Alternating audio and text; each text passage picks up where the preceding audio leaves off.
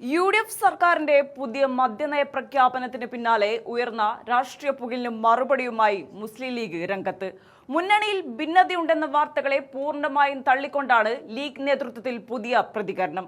നിയമസഭയിൽ മുഖ്യമന്ത്രി നടത്തിയ പ്രസ്താവനയെ ലീഗ് മന്ത്രിമാർ പൂർണ്ണമായും പിന്തുണയ്ക്കുന്നുവെന്ന് വ്യക്തമാക്കിയ നേതാക്കൾ ഉയർന്നുവന്ന വിവാദങ്ങളെ തികച്ചും ഹാസ്യാത്മകമായ ചോദ്യങ്ങളോടെയാണ് പ്രതിരോധിച്ചത്.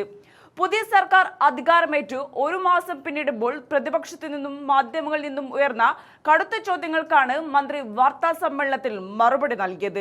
കഴിഞ്ഞ 10 വർഷത്തെ LDF ഭരണകാലത്ത് കേരളത്തിലുണ്ടായ മദ്യത്തിന്റെ ഒഴുക്ക് തടയാൻ പുതിയ സർക്കാരിന് ഒരു മാസം കൊണ്ട് സാധിക്കുമോ എന്ന ചോദ്യത്തിന് വളരെ പക്വതയാർന്ന പ്രതികരണമാണ് ഭരണപക്ഷത്തു നിന്ന് ഉണ്ടായത്.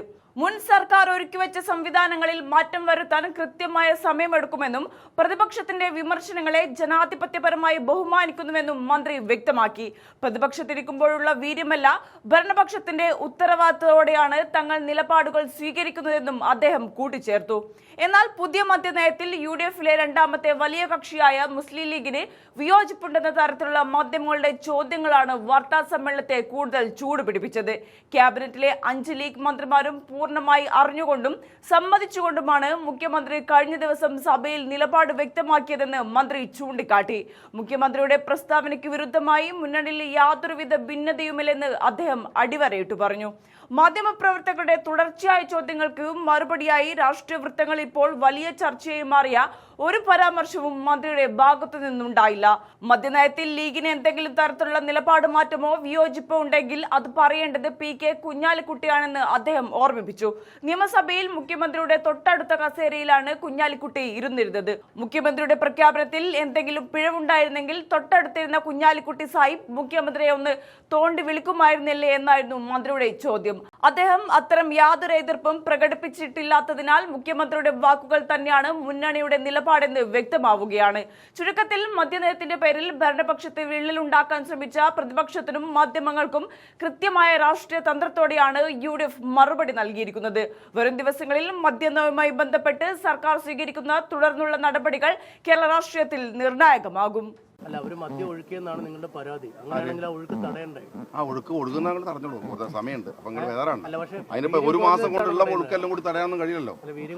ഞങ്ങൾ ഒരു മാസമായിട്ടുള്ളൂ സുഹൃത്തെ, ഒരു മാസമായിട്ടുള്ളൂ അല്ലേ, മനസ്സിലായില്ലേ? ഞങ്ങൾ ഒരു മാസമായിട്ടുള്ളൂ. 10 കൊല്ലം കൊണ്ട് ഈ പണിയൊക്കെ ഒപ്പിച്ചു വെച്ചവർ അപ്പുറത്ത് ഇരുന്നിട്ട് ഇരിക്കുമ്പോൾ നിങ്ങൾ ഒരു മയം വേണ്ടേ? ഒരു മാസം വന്നിട്ട് ഒരു സ്റ്റെപ്പ് അല്ലല്ലോ, അങ്ങനൊന്നുമില്ല. അവരെ എന്ത് ഇത് ചെയ്യാനൊന്നുമല്ല ഞങ്ങൾ വന്നത്. ഞങ്ങൾ എന്താ ചെയ്യാണെന്നുള്ള കാലക്രമം നിങ്ങൾക്ക് ബോധ്യമാവും. അതിനൊരു സമയം, ഞാൻ പലപ്പോഴും പറഞ്ഞു, ഒരു സമയം തരുന്ന ഒരു മര്യാദ ഇല്ലേ? ആയിക്കോട്ടെ, പറഞ്ഞോട്ടെ.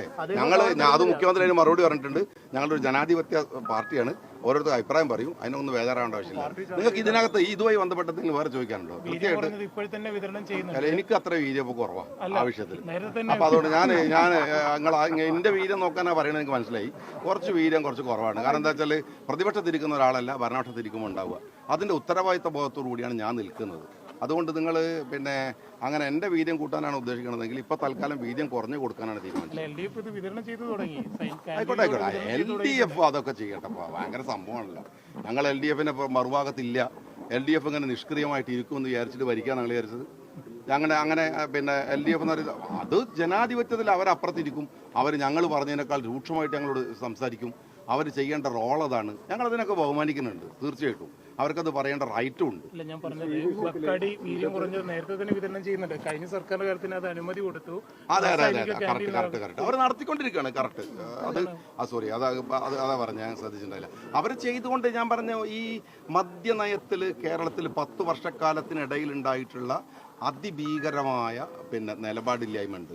അത് എന്ന് വെച്ചാൽ അത് ചോദിച്ചതിന് മുഖ്യമന്ത്രി മിണ്ടിയിട്ടില്ല. അതാ പൈസ ഞങ്ങൾ ഒരു സാക്ഷി. അത് മുഖ്യമന്ത്രി ചോദിക്കുമ്പോൾ പ്രതിപക്ഷ നേതാവിന് വർത്തമാനമില്ല. ഇങ്ങനെയാണോ മദ്യം ഉണ്ടാക്കേണ്ടത്, നിങ്ങൾ ഇങ്ങനെയാണോ മദ്യം കുറക്കലെന്ന് ചോദിക്കുമ്പോൾ ഒരു 100 എണ്ണം കൂട്ടിയെന്ന 2000 കൂട്ടിയെന്ന ആയിരക്കണക്കിന് മദ്യഷാപ്പുകൾ കേരളത്തിൽ തുറന്നു.